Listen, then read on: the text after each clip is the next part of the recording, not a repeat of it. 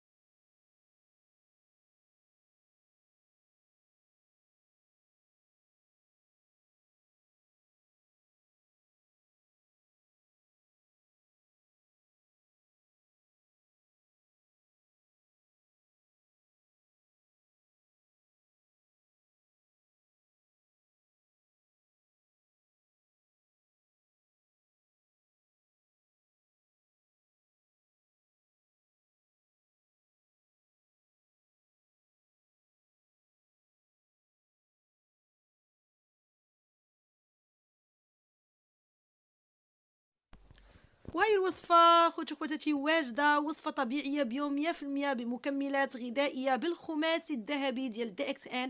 صراحة هذا خير كبير عطاه لنا الله سبحانه وتعالى، اللي جا هذا الخير بين ايدي وضيعوه راه ضيع العمر كامل. كناخدو معلقة كبيرة بعد الفطور بعد الغداء وبعد العشاء، الناس اللي جاتهم نزلات البرد والكحة راها مزيانة.